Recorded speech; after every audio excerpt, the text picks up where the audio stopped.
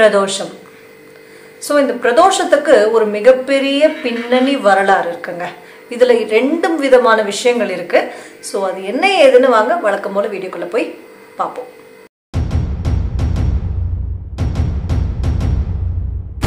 So இது அந்த காலகட்டத்தில் ஒரு புராண ஒரு கதையிலேருந்து உருவான ஒரு விஷயம், சரிங்களா? ஸோ நான் முன்னே சொன்ன மாதிரி இதில் 2 வெவ்வேறு விஷயங்கள் இருக்கு. நம்ம ஒன்று ஒன்றா பார்ப்போம்.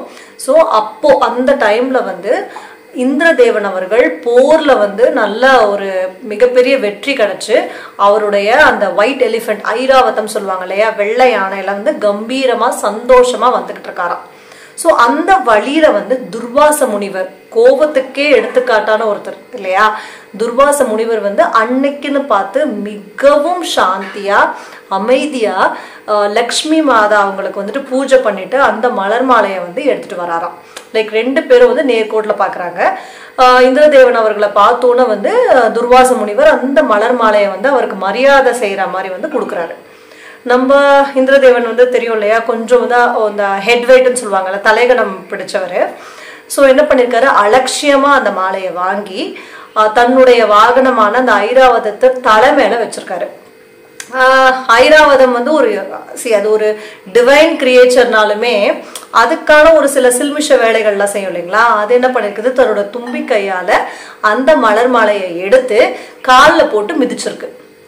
சொல்லவா வேணும், துர்வாச முனிவருக்கு அவ்வளோ கோவம் வந்துருச்சு. கோவம் வந்துட்டு, ஒரு அழகும் செல்வமும் ஜாஸ்தி இருக்கிறதுனால தானே நீ இந்த அளவுக்கு ஹெட் வெயிட்டா இருக்க, தலைகணத்தோட இருக்க, உனக்கு அந்த செல்வம் அந்த க்ஷணமே போகட்டும்னு சொல்லிட்டு சாபம் விட்டுறாரு.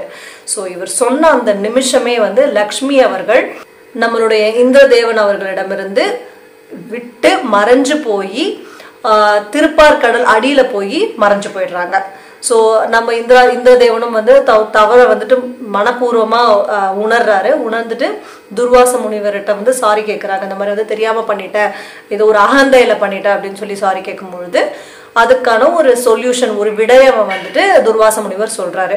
ஸோ அவர் சொல்றபடி மந்திரகிரி மலையை எடுத்து, நம்ம வாசுகி பாம்பு இருக்கு இல்லைங்களா, அந்த பாம்பை வச்சு அந்த கடலை கடைஞ்சா நம்ம லக்ஷ்மி அவர்களை மேல கூட்டிட்டு வரலாம் அப்படின்ற ஒரு விஷயம் நம்மளுடைய இந்திரதேவன் அவர்கள்கிட்ட சொல்றாரு.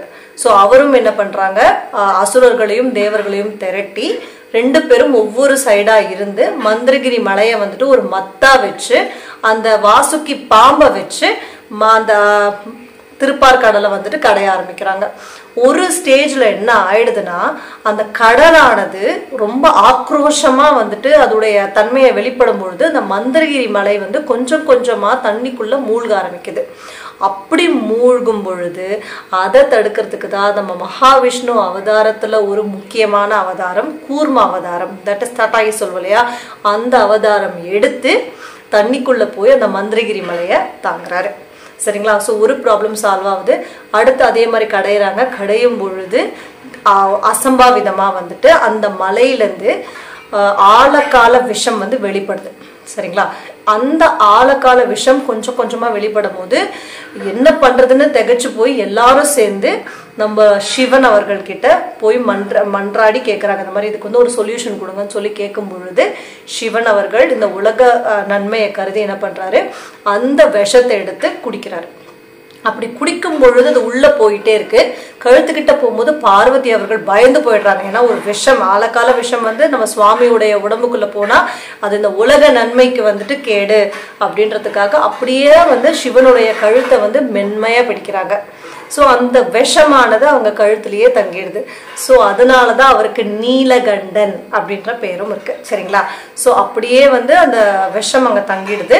அவரும் அந்த ஆழக்கால விஷத்தை ஸ்டாப் பண்ணிடுறாரு. திருப்பார்கடல்ல கடையிறாங்க எல்லாரும். லக்ஷ்மி அவர்களும் வந்துடுறாங்க. ஸோ இந்த ஒரு கோலாகலமான விஷயத்த கொண்டாடுற விதமா நம்ம சிவன் அவர்கள் நந்தியுடைய 2 கொம்புக்கு நடுவுல நின்று நட்ராஜரா காட்சி கொண்டு பயங்கரமா ஆனந்த தாண்டவம் ஆடுறாரு. ஸோ அந்த ஒரு காலகட்டம் ஒரு மார்கழி சனிக்கிழமை. ஸோ அதை தான் நம்ம பிரதோஷமா இன்னைக்கு வரைக்கும் வழிபட்டுக்கிட்டு வரும்.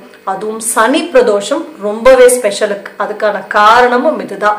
அவர் தாண்டவமாடிய நீலகண்டனாக அவர் உருவெடுத்து தாண்டவமாடி அந்த நந்தி மேல இருந்து நடத்தின ஒரு விஷயம் வந்து ஒரு மார்கழி சனிக்கிழமைன்றதுனால எப்பவுமே பிரதோஷம் ஸ்பெஷல் தான்.